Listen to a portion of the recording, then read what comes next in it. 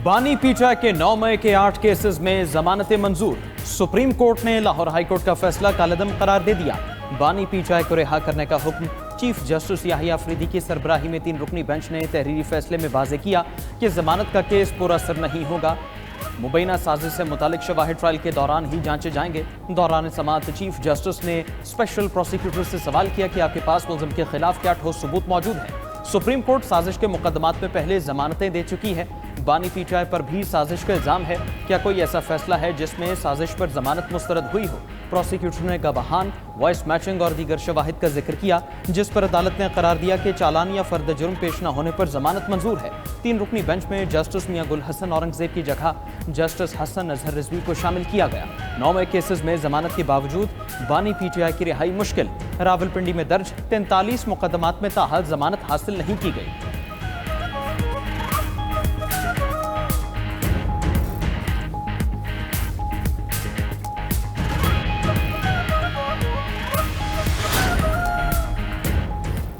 बानी पीटीआई का सिर्फ अलकादिर ट्रस्ट का मुकदमा बाकी है। केस लगा तो 3 मिनट में खत्म हो जाएगा। वकील सलमान सफदर का कहना है कि बानी पीटीआई पर 300 से ज्यादा मुकदमात बनाए गए, सिर्फ एक केस रह गया है। चीफ जस्टिस से मुलाकात में दरखास्त की कि इस्लामाबाद हाई कोर्ट में दायर केसेस की सुनवाई करवाएं। चीफ जस्टिस को बानी पीटीआई के साथ गैर मुसावी सलूक से मुताल्लिक भी आगाह किया। सलमान अकरम राजा बोले, बहुत अरसे बाद हमें अदालतों से रिलीफ मिला है।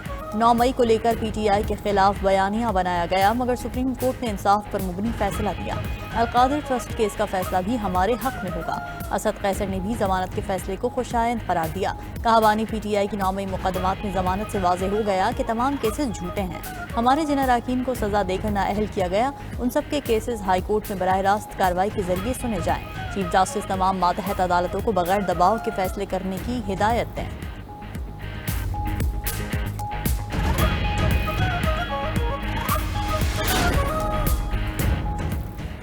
जमानत मिलने का मतलब बरियत नहीं, खुशियां मनाने वाले खुद को बेवकूफ बना रहे हैं। बानी पीटीआई जेल से बाहर निकलते नजर नहीं आते। वज़ीर इत्तलात अता तारड़ की गुफ्तगू। बोले, रोज़े रोशन की तरह यहाँ हैं। 9 मई बानी पीटीआई ने प्लान किया और मुल्क को तबाह करने की साजिश की। 9 मई के मुकदमात का भी ट्रायल जारी है। उम्मीद है तो शाखाना 2 और दीगर मुकदमात का फैसला भी जल्द होगा। बानी पीटीआई अदालत को नहीं बता सके कि अरबों रुपए मलिक रियाज को क्यों दिए। 5-5 खैरात की अंगूठियां किस्मत में लेते रहे। ये लोग मुकदमात में इल्तिवा के हरबों के जरिए सजा से बच नहीं सकते। कौम ने भी पीटीआई के झूठे बयानिए को मुस्तरद कर दिया है।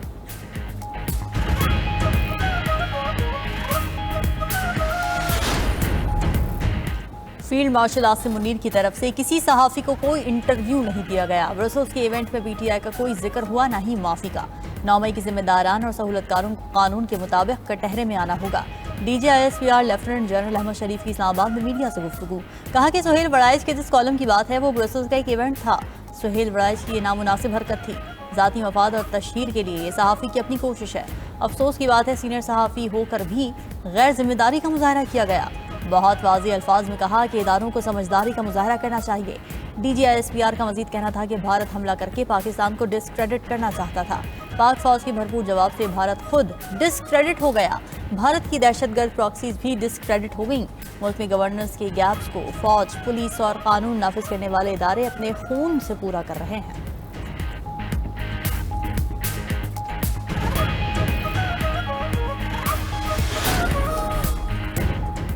अक़वाम आलम फील्ड मार्शल सैयद आसिम मुनीर की कायदाना सलाहियतों की मोतरफ।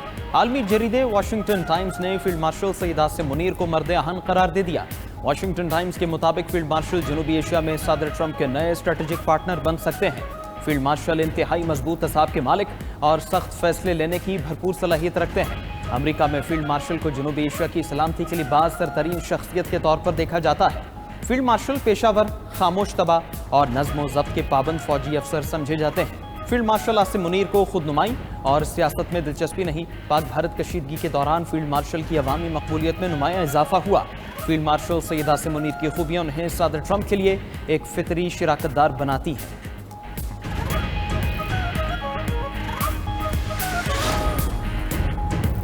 पाकिस्तान और चीन का दहशतगर्दी के खात्मे के लिए ताउन मजीद बढ़ाने पर इत्तेफाक। पाक चीन छठे स्ट्रेटेजिक डायलॉग में CPEC फेज 2, तिजारत, मईशत, अवामी रवाबित और आलमी उमूर पर तफसीली बातचीत। चीनी वज़ीर ख़ारिजा वांग यी ने कहा कि चीन पाकिस्तान को अपना काबिल एतमाद इत्तेहादी तस्वुर करता है। पाकिस्तान के साथ ताल्लुकात को नई बुलंदियों पर लेकर जा रहे हैं। इलाकाई अमन इस्तेहकाम हमारा मुश्तरका हदफ है। नायब वज़ीर आज़म इसहाक डार बोले, पाकिस्तान की सालमियत और खुद मुख्तारी के तहफ़्फ़ुज़ के लिए चीन के अज़्म को सराहते हैं। दोनों ममालिक के दरमियान तमाम अहम मामलात पर इत्तफ़ाक़ राय है। दो तरफ़ा ताउन को मज़ीद वसअत देंगे। चीनी वज़ीर ख़ारिजा की सदर मुमलिकत आसिफ अली ज़रदारी से मुलाकात। सदर ज़रदारी ने चीन के साथ फ़ौलादी भाईचारे के अज़्म की तजदीद की।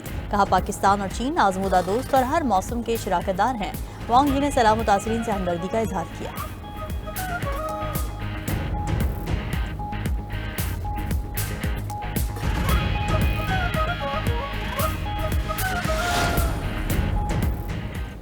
पाकिस्तान के पहले वन विंडो बिजनेस सहूलत मरकज का क़याम। वज़ीर आज़म शहबाज शरीफ ने इस्लामाबाद में कारोबार सहूलत मरकज का इफ्तिताह कर दिया।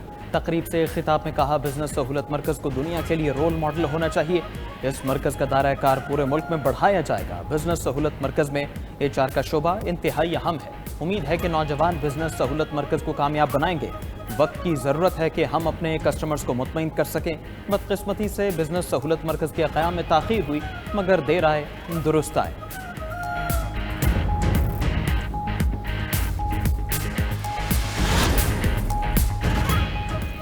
कराची में मुसलसल तीसरे रोज भी बादल बरस पड़े, कहीं हल्की और कहीं तेज बारिश। मलीर गुलशन हदीद एयरपोर्ट के अतराफ में तेज बारिश। सुरजानी टाउन, सफूरा चुरंगी, गुलिस्तान जौहर और माड़ीपुर में भी बारिश। 24 घंटे में सबसे ज्यादा औरंगी टाउन में 113 मिलीमीटर बारिश हो चुकी। महकमे मौसमियात ने कल भी ज़ेरी सिंध में तेज हवाओं के साथ बारिश का इम्कान जाहिर कर दिया। कराची में करंट लगने और दीवारें गिरने के वाक़यात में अमवात 19 हो गई। करंट लगने से 2 भाइयों के जाम बहक होने का मुकदमा दर्ज। CEO के इलेक्ट्रिक समेत आला अफसरान नामजद। मुकदमे में गफलत की दफात शामिल। उधर कराची में बिजली का मसला हल न हो सका। मंगल की बारिश के बाद शहर में बिजली का तवील ब्रेकडाउन। कहीं 60 घंटे और कहीं 48 घंटे से बिजली गायब है। बिजली न होने से शहर में पानी का बहरान भी शदीद हो गया कि इलेक्ट्रिक अमला फॉल्ट पर काबू पाने में मसरूफ। सिंध के दीगर शहरों मीरपुर खास, हैदराबाद, टंडोला यार, बदीन में भी वक्फे से बारिश। निशेबी इलाकों में पानी जमा हो गया।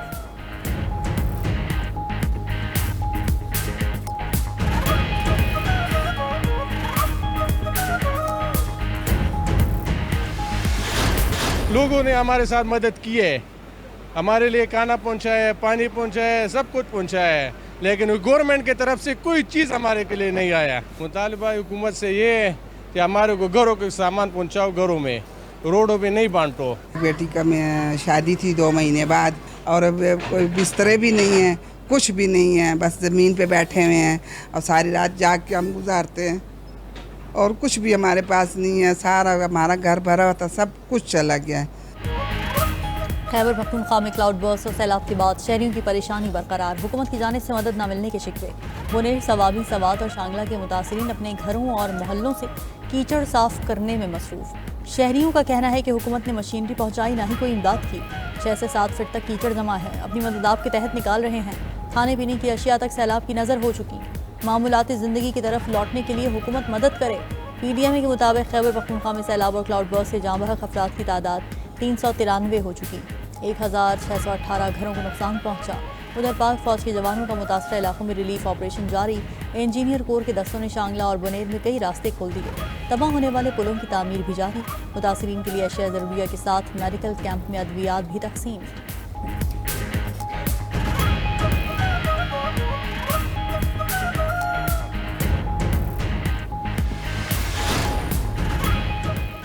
बलूचिस्तान हाईकोर्ट के हुक्म पर कोयटा में इंटरनेट सर्विस बहाल होने लगी। दौरान समाअत डायरेक्टर PTA ने अदालत को बताया कि मोबाइल इंटरनेट बहाली से मुतालिक अहकामात पर अमल दरामद किया जा रहा है। पशीन, दालबंदीन, तफ्तान और चमन में इंटरनेट बहाल कर दिया है। चीफ जस्टिस हाई कोर्ट ने कहा कि हमारे मोबाइल पर अभी तक इंटरनेट बहाल नहीं हुआ। इस पर डायरेक्टर PTA ने जवाब दिया कि सिस्टम की बहाली में कुछ वक्त लगता है। चीफ जस्टिस ने 25 अगस्त तक मोबाइल इंटरनेट बहाल न होने पर सेक्रेटरी PTA के खिलाफ तौहीन अदालती कार्रवाई का इंदिया दे दिया।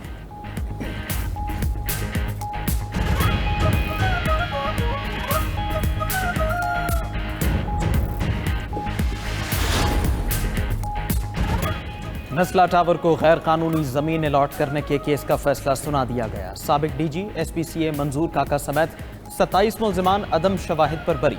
सूबाई एंटी करप्शन कोर्ट ने फैसले में लिखा कि प्रोसिक्यूशन मुल्जिमान के खिलाफ इल्जामात साबित करने में नाकाम रहा।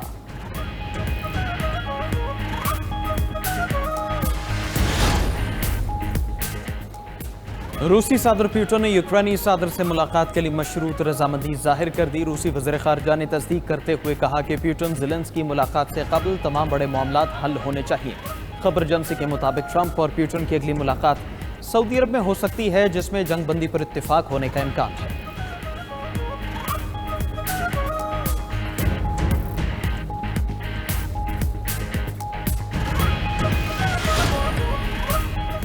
ईरान ने इजराइल के साथ जंग के खात्मे के बाद पहली बहरी फौजी मश्क का आगाज कर दिया। मश्क का नाम पायदार ताकत 1404 रखा गया है। ईरानी जहाज़ों ने क्रूज मिसाइल और ड्रोन से हदफ को निशाना बनाया।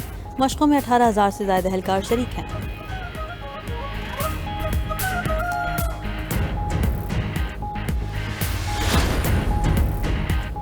आलमी शोहरत याफ्ता अमरीकी जज फ्रैंक कैप्रियो इंतकाल कर गए। 88 साला फ्रैंक कैप्रियो कैंसर से ज़िंदगी की जंग हार गए। अमरीकी रियासत रोड आइलैंड की म्यूनसिपल कोर्ट में 40 साल खिदमत अंजाम दी। फ्रैंक कैप्रियो हमदर्दी, आजिज़ी और इंसान दोस्ती की वजह से दुनिया भर में मशहूर हुए।